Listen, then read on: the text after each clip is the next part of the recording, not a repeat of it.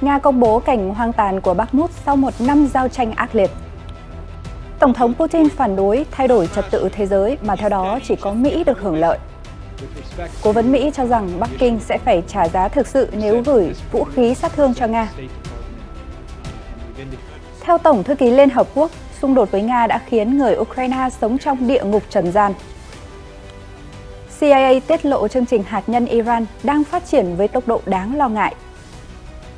Người dân biểu tình phản đối cuộc đàm phán giữa Palestine và Israel. Trung Quốc tiết lộ kế hoạch chống lại vệ tinh Starlink của Elon Musk.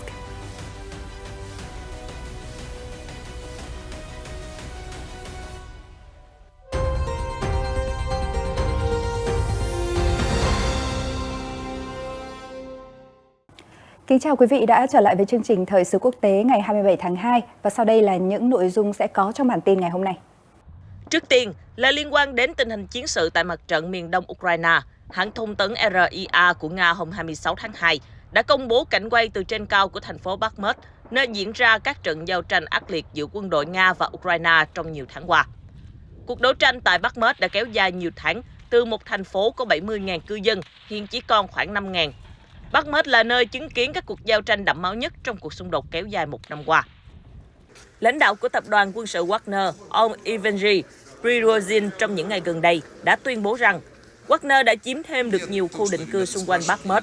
Trong khi đó, quân đội Ukraine cho biết các cuộc tấn công vẫn tiếp tục và nói rằng Nga đã tấn công thất bại gần 6 khu định cư, bao gồm Yahitner và Bakivka ở khu vực Donetsk mà Moscow tuyên bố đã sáp nhập.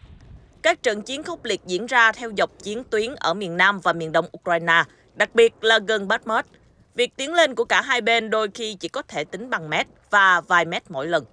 Theo Reuters, Nga đã đạt được tiến bộ trong việc bao vây Bakhmut trong những ngày qua, nhưng hiện vẫn chưa giành quyền kiểm soát toàn bộ.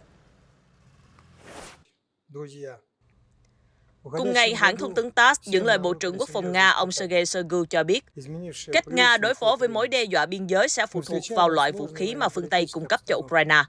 Trả lời trong cuộc phỏng vấn trên truyền hình Rossiya 1, ông Shoigu nói, việc này sẽ phụ thuộc vào loại vũ khí mà Ukraine nhận được. Trước đó, vào lễ kỷ niệm Ngày Bảo vệ Tổ quốc của Nga hôm 23 tháng 2, ông Shoigu cũng đã khẳng định rằng Nga đang gặp nguy hiểm nghiêm trọng từ phương Tây. Ông nói, Nga một lần nữa gặp nguy hiểm vô cùng nghiêm trọng. Sử dụng Ukraine, tập thể phương Tây đã tìm cách chia cắt Nga, tước đoạt nền độc lập của nước này. Những nỗ lực này chắc chắn sẽ thất bại.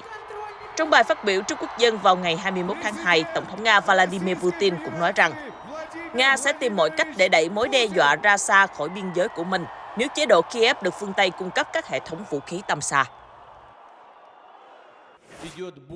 Ở một diễn biến khác, trả lời câu hỏi của một nhà báo trên chương trình truyền hình Moscow, Kremlin Putin của đài Russia, Tổng thống Nga Vladimir Putin đã nói rằng trật tự thế giới quả thực nên thay đổi, nhưng Moscow phản đối việc xây dựng thế giới mới chỉ vì lợi ích của một nước duy nhất là Mỹ. Ông Putin giải thích, Moscow hiểu rằng kể từ khi Liên Xô tan rã, tình hình thế giới đã thay đổi và các trung tâm quyền lực mới cũng dần xuất hiện. Đương nhiên, điều này sẽ ảnh hưởng đến việc xây dựng cũng như những ưu tiên trong việc thúc đẩy các mối quan hệ quốc tế. Dẫu nhiều người vẫn cho rằng Nga là nước kế thừa hợp pháp của Liên Xô về mặt pháp lý. Nhưng chúng tôi không nói về việc kế thừa hợp pháp. Chúng tôi tập trung vào tiềm năng kế thừa của Nga. Nước Nga ngày nay có một tiềm năng rất khác. Chúng tôi hoàn toàn hiểu và cũng đồng ý rằng trật tự thế giới nên thay đổi. Ông Putin khẳng định, Nga không bao giờ chống lại những thay đổi như vậy. Nhưng cái mà Nga đang chống lại ở đây là gì? Đó là chống lại việc thế giới xây dựng trật tự thế giới mới chỉ vì lợi ích của một quốc gia duy nhất, đó là Mỹ. Trong khi đó, hôm 26 tháng 2, Cố vấn An ninh Quốc gia Nhà Trắng Jake Sullivan cho biết Trung Quốc vẫn chưa tiến tới cung cấp vũ khí sát thương để giúp Nga duy trì cuộc chiến ở Ukraine. Trong chương trình This Week của đài ABC, ông Sullivan đã phát biểu như vậy. Tuy nhiên, ông Sullivan nói thêm rằng Bắc Kinh vẫn chưa hoàn toàn loại bỏ việc cân nhắc gửi vũ khí cho Nga. Theo ông Sullivan, các quan chức Mỹ đang ra sức gửi thông điệp để Trung Quốc thấy rằng hành động cung cấp vũ khí sẽ là một sai lầm nghiêm trọng. Kể từ khi công bố thông tin tình báo này, Mỹ và các đồng minh NATO đã nỗ lực kêu gọi Bắc Kinh không nên hỗ trợ sát thương cho Moscow trong cuộc chiến ở Ukraine. Ngày 24 tháng 2, ngay đúng cột mốc một năm xảy ra xung đột ở Đông Âu, Ngoại trưởng Mỹ Antony Blinken đã tiết lộ rằng Trung Quốc đã gửi hỗ trợ phi sát thương cho Nga thông qua các công ty tư nhân. Cũng trong chương trình This Week, Chủ tịch Ủy ban Đối ngoại Hạ viện Hoa Kỳ Michael McCaul trích dẫn các báo cáo cho biết máy bay không người lái là một trong những vũ khí mà Trung Quốc cân nhắc gửi đến cho Nga.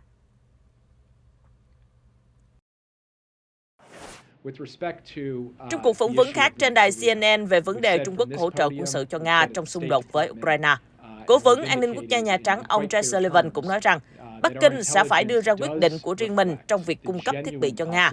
Nhưng nếu họ chọn đi theo con đường hỗ trợ Nga, Trung Quốc sẽ phải trả giá thực sự. Ông Sullivan cho biết các quan chức Mỹ đã gửi lời cảnh báo riêng đến Trung Quốc về vấn đề này, nhưng không nêu chi tiết. Mỹ và các đồng minh NATO trong những ngày gần đây đã gửi nhiều cảnh báo đến Trung Quốc, đưa ra những bình luận công khai về khả năng Bắc Kinh đang xem xét cung cấp thiết bị sát thương cho Nga. Tổng thống Mỹ Joe Biden đã đến thăm thủ đô Kiev và gặp Tổng thống Ukraine, ông Volodymyr Zelensky vào thứ Hai tuần trước, hứa hẹn gói viện trợ quân sự mới trị giá 500 triệu đô la cho Ukraine. Mỹ cho đến nay là quốc gia hỗ trợ quân sự lớn nhất cho Ukraine. Giám đốc Cục Tình báo Mỹ William Burns cũng đã nhắc đến vấn đề này trong cuộc phỏng vấn hôm 26 tháng 2. Ông nói, chúng tôi tin Bắc Kinh đang xem xét việc thiết bị sát thương cho Nga, nhưng hiện chúng tôi chưa có bằng chứng về việc này. Nga và Trung Quốc đã ký kết quan hệ đối tác không giới hạn vào tháng 2 năm 2022, ngay trước khi xung đột Nga-Ukraine nổ ra. Quan hệ kinh tế giữa Nga và Trung Quốc đã ngày càng sâu sắc trong bối cảnh mối quan hệ giữa Moscow và phương Tây trở nên tồi tệ.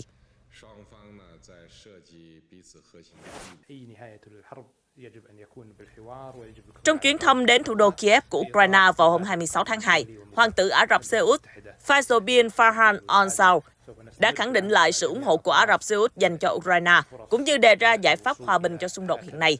Cụ thể, Hoàng tử cho biết, Ả Rập Xê Út tin rằng xung đột luôn kết thúc bằng cách đàm phán, thảo luận trong khuôn khổ luật pháp quốc tế và thông qua hiến chương chung Liên Hợp Quốc nhằm tôn trọng chủ quyền của các quốc gia.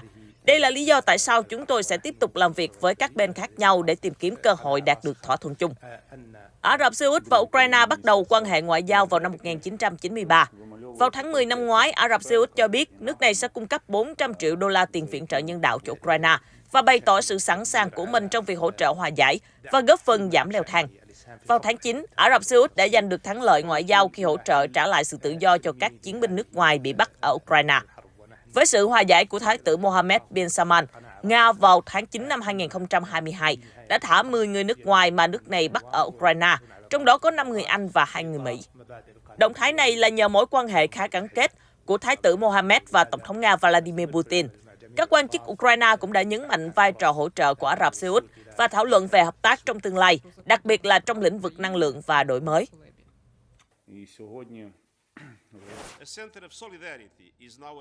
Cuộc sống của người Ukraine đang diễn ra ở địa ngục trần gian do cuộc chiến mà Moscow gây nên. Đó là tuyên bố của Tổng thư ký Liên Hợp Quốc Antonio Guterres vào hôm 24 tháng 2 vừa qua.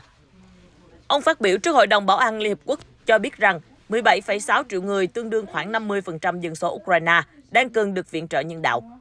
Cứ 5 người Ukraine thì có 2 người không thể mua thức ăn hoặc không tìm được nguồn cung cấp thực phẩm. 13,4 triệu người đã phải rời bỏ nhà mình, bao gồm 8 triệu người Ukraine vượt biên giới đến các nước khác ở châu Âu, nhất là khi Nga tăng cường tấn công các cơ sở hạ tầng năng lượng. Tổng thư ký Liên Hợp Quốc lưu ý, cuộc xung đột đã làm bùng nổ khủng hoảng mất nhà cửa ở châu Âu với quy mô chưa từng thấy trong nhiều thập kỷ. Người ta bị tước đoạt cơ hội, giao tranh bùng nổ suốt cả ngày.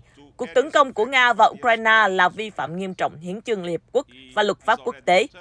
Cuộc chiến gây ra thương vong, sự tàn phá và mất chỗ ở trên diện rộng. Ông Guterres nói trong cuộc họp cấp bộ trưởng của các thành viên Hội đồng Bảo an nhân dịp tròn 1 năm xung đột.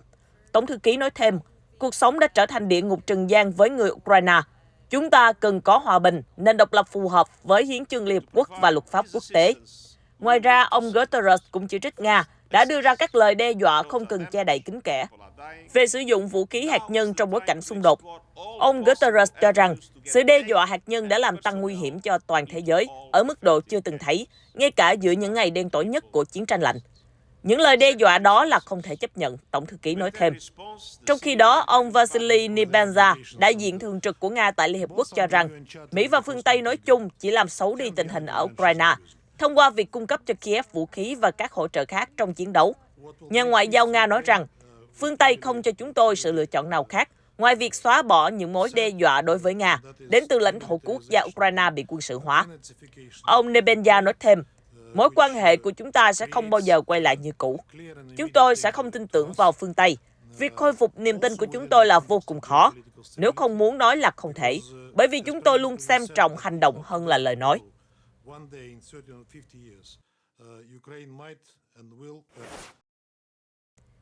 Chuyển sang tin tức khác, cuộc tập trận hải quân chung giữa Trung Quốc, Nga và Nam Phi vừa bước vào giai đoạn tập trận trên biển hôm 25 tháng 2 sau khi hoàn thành diễn tập ở hải cảng, Đài Nhà nước Trung Quốc CCTV đưa tin. Nội dung tập trận là tương tác các đơn vị trực thăng, phối hợp phòng không và chống hải tặc. Cuộc tập trận hiện diễn ra ở vùng biển và vùng trời phía đông Nam Phi, từ thành phố Durban đến thành phố Richards Bay. Hoạt động sẽ khép lại vào hôm 27 tháng 2, đánh dấu cuộc tập trận hải quân chung lần thứ 2 của ba nước kể từ năm 2019. Trước đó, khi tập trận ở bến cảng, lực lượng hải quân từ ba quốc gia đã tham vấn, thảo luận, tham gia một số tình huống giả định. Hiện giờ, trên biển các nội dung diễn tập bao gồm chống hải tặc, phòng không và các trực thăng sẽ hạ cánh chéo trên bông tàu của nhau. Một buổi lễ đã được tổ chức trên bông tàu khinh hạm mang tên lửa Nhật Chiếu của Trung Quốc, ngay trước giai đoạn tập trận trên biển, nhằm tạo thêm không khí thân thiện giữa hải quân ba quốc gia. Hải quân Trung Quốc cho biết cuộc tập trận chung nhằm thúc đẩy hợp tác an ninh giữa khối BRICS gồm Brazil, Nga, Ấn Độ, Trung Quốc và Nam Phi, những nền kinh tế mới nổi của thế giới. Thông qua cuộc tập trận lần này, Bắc Kinh cùng với Nga và Nam Phi hy vọng có thể tăng cường đảm bảo an ninh trên biển, đối phó với các rủi ro và xây dựng một tương lai hàng hải thịnh vượng. Đại sứ Trung Quốc tại Nam Phi Chang Xiaodong đã phát biểu trong buổi lễ: "Tôi tin rằng cuộc tập trận chung sẽ đóng vai trò tích cực để tăng cường hợp tác của BRICS, đặc biệt là tăng cường hợp tác về hàng hải, an ninh, quân sự giữa các nước thành viên", Đại sứ Chen khẳng định. Được biết, phương Tây đang thận trọng quan sát cuộc tập trận chung của Nga, Trung Quốc và Nam Phi diễn ra trước lúc xung đột ở Đông Âu tròn một năm bùng nổ. Quốc gia châu Phi có mối quan hệ lâu dài và bền chặt với Moscow, mặc dù họ khẳng định duy trì quan điểm trung lập về xung đột ở Ukraine. Tuy vậy, theo Reuters, đại sứ 6 quốc gia NATO ở Nam Phi đã phản đối nước này tập trận chung với Trung Quốc và Nga. Truyền thông Nga từng đưa tin, một tàu khu trục nhỏ của Nga tham gia cuộc tập trận có thể sẽ thực hiện phóng tên lửa Zircon. Tuy nhiên, đại úy Oleg Latsky, chỉ huy lực lượng Nga tham gia cuộc tập trận, cho biết trong một cuộc họp báo tại thị trấn Richards Bay của Nam Phi ngày 22 tháng 2 rằng sẽ không có vụ phóng thử tên lửa Zircon nào diễn ra.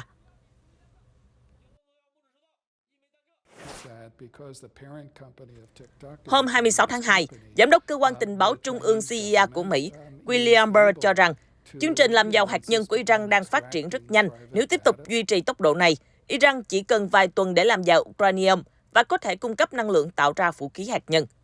Trong buổi phỏng vấn độc quyền với đài CBS, ông Burr đã nói rằng, theo những gì được biết, chúng tôi tin nhà lãnh đạo tối cao của Iran vẫn chưa nối lại chương trình vũ khí hóa mà họ đã đình chỉ vào năm 2003.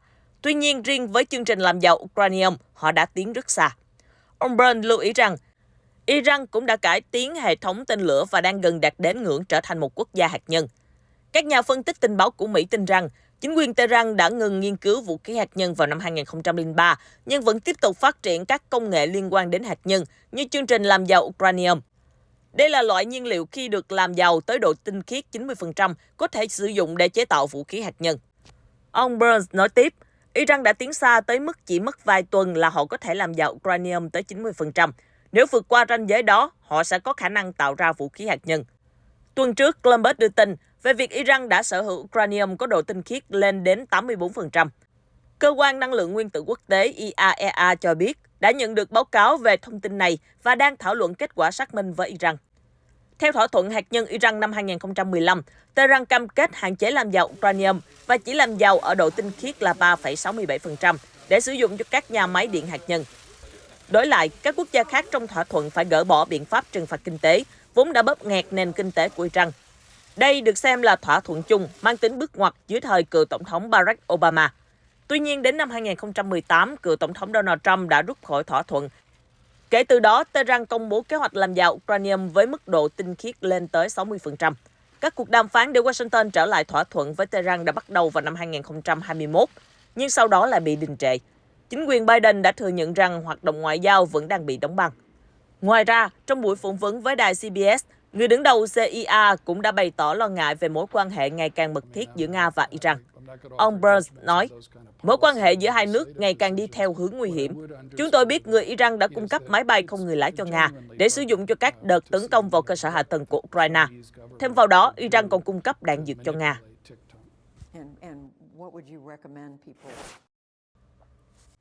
Theo Reuters, mới đây vị tướng lãnh đạo bộ phận hàng không vũ trụ của lực lượng vệ binh cách mạng Iran cho biết, quân đội nước này đã phát triển thành công loại tên lửa hành trình có tên gọi là Bavar với tầm bắn hơn 1.600 km. Đài truyền hình Iran ngày 24 tháng 2 phát sóng hình ảnh quân đội phóng tên lửa Bavar trong các cuộc tập trận. Mỹ và các quốc gia châu Âu luôn phản đối và tỏ ý lo ngại với những chương trình phát triển vũ khí của Iran trong thời gian gần đây.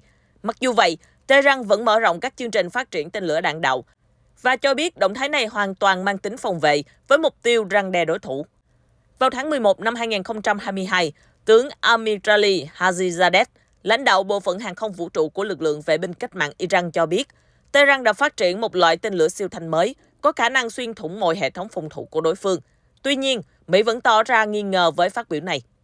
Tướng Hajizadeh mới đây còn tuyên bố, vệ binh cách mạng Iran đặt mục tiêu vô hiệu hóa cỗ máy chiến tranh của Mỹ và đưa tất cả căn cứ của nước này tại Trung Đông vào tầm bắn, khiến cho chúng trở thành điểm yếu của Washington trong khu vực.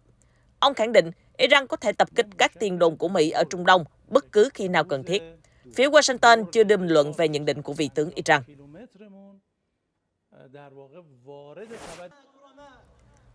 Cuối tuần qua, người dân Palestine ở bờ Tây và dải Gaza đã tập trung biểu tình để phản đối cuộc họp giữa các quan chức cấp cao của Israel và Palestine do Vương quốc Jordan làm trung tâm tổ chức. Tại dải Gaza, những người phụ nữ và đàn ông đeo mặt nạ đã phản đối cuộc họp diễn ra ở Quba, Jordan. Hiện Mỹ và các đồng minh Ả Rập đang tìm cách xoa dịu căng thẳng giữa Israel và Palestine khi các vụ bạo lực gia tăng trong thời gian qua. Người phát ngôn của nhóm phong trào kháng chiến Hồi giáo Hamas, Hazem Qassem, đã lên án cuộc họp. Cuộc họp này là nhằm mục đích kiềm chế cuộc cách mạng của người dân Palestine chúng tôi ở bờ Tây và Jerusalem. Trước đó một ngày, các tay súng đeo mặt nạ đã xuống đường ở thành phố Jenin nhằm yêu cầu các quan chức Palestine rút khỏi cuộc họp với Israel. Họ cho rằng đây là âm mưu do Mỹ thực hiện nhằm chống lại nguyện vọng của người Palestine. Theo Reuters, các cuộc thảo luận ở thành phố Aqaba là một phần trong chính sách ngoại giao tăng cường của Vương quốc Jordan với Mỹ và Ai Cập nhằm mục đích ngăn chặn căng thẳng leo thang. Các mối lo ngại về bạo lực giữa Israel và Palestine ngày càng gia tăng khi tháng lễ Ramadan của người Hồi giáo đang đến gần. Một số quan chức cho biết cuộc họp tại Aqaba có sự tham gia của các chỉ huy an ninh hàng đầu đến từ Israel và Palestine. Đây là cuộc họp lớn đầu tiên sau nhiều năm với nỗ lực khôi phục hòa bình ở bờ Tây và dải Gaza. Cố vấn Trung Đông của Tổng thống Mỹ Joe Biden, ông Greg Merger, cũng sẽ tham gia cuộc thảo luận này. Bộ Y tế Palestine cho biết ít nhất là 62 người, bao gồm cả các tay súng và thường dân đã thiệt mạng trong năm nay. Trong khi đó, phía Bộ Ngoại giao Israel báo cáo 10 người Israel và một du khách Ukraine đã thiệt mạng trong các cuộc tấn công của người Palestine trong thời gian qua. Trang RT đưa tin mới đây, các nhà nghiên cứu Trung Quốc đã chuẩn bị phóng khoảng 13.000 vệ tinh vào quỹ đạo tầm thấp, có khả năng giám sát mạng Starlink của công ty SpaceX, thuộc sở hữu của tỷ phú Elon Musk. Starlink được đưa ra lần đầu vào năm 2019 và đến nay đã cung cấp đường truyền Internet cho 50 quốc gia. Trong khi đó, dự án vệ tinh của Trung Quốc có tên là GW được thực hiện bởi Phó giáo sư Su Can đến từ Trường Đại học Kỹ thuật Không gian, trực thuộc Quân đội Giải phóng Nhân dân Trung Quốc. Dự án này dự kiến sẽ phóng 12.992 vệ tinh lên quỹ đạo để nâng cao hiệu quả truyền thông. Thời gian cụ thể chưa được tiết lộ, nhưng nhóm nghiên cứu của Phó giáo sư Su cho biết họ sẽ triển khai trước khi SpaceX hoàn toàn phóng đủ số lượng vệ tinh Starlink.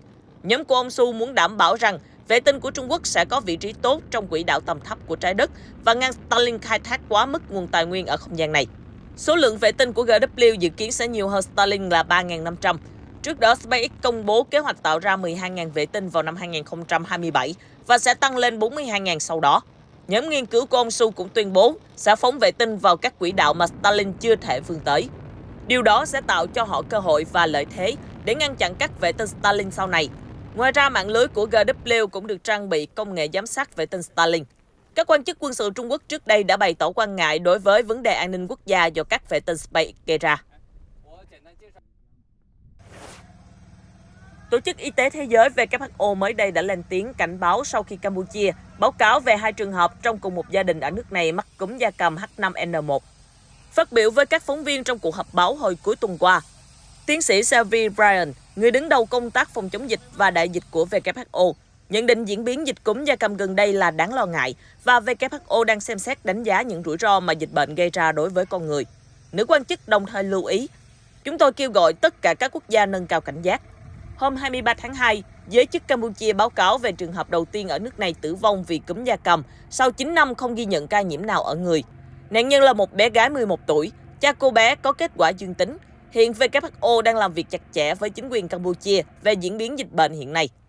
Mặc dù H5N1 đã xuất hiện hơn 2 thập kỷ trước, nhưng một chủng mới của virus này có tên là 2.3.4.4b xuất hiện vào năm 2020 đã trở thành nguyên nhân khiến cho số lượng chim hoang dã và gia cầm chết gia tăng kỷ lục trong những tháng gần đây. Cho đến nay, các nghiên cứu cho thấy chủng trên không gây bệnh nghiêm trọng ở người. Trong một khoảng thời gian từ năm 2003 đến 2023, WHO ghi nhận tổng cộng là 868 ca nhiễm cúm gia cầm ở người, trong đó có 457 trường hợp tử vong.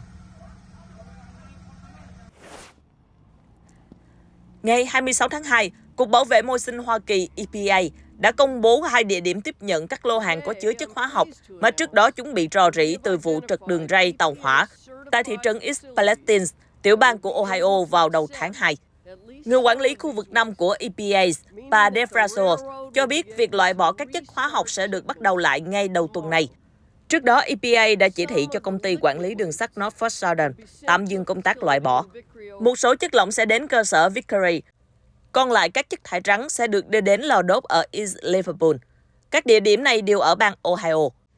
Theo Giám đốc Cơ quan Bảo vệ Môi trường Ohio, Ann Vogel, tất cả các toa tàu đã được dỡ bỏ khỏi địa điểm xảy ra sự cố.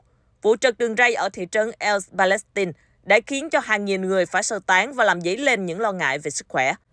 Chính quyền Tổng thống Joe Biden đã yêu cầu công ty đường sắt Norfolk Southern phải bồi thường thiệt hại và dọn dẹp hóa chất.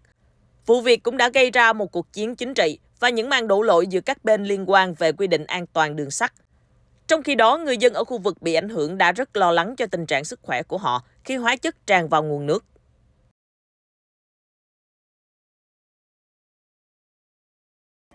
Những thông tin vừa rồi đã thay cho lời kết của bản tin của chúng tôi ngày hôm nay. Một lần nữa cảm ơn quý vị và các bạn đã quan tâm theo dõi. Xin chào và hẹn gặp lại quý vị trong những bản tin tiếp theo.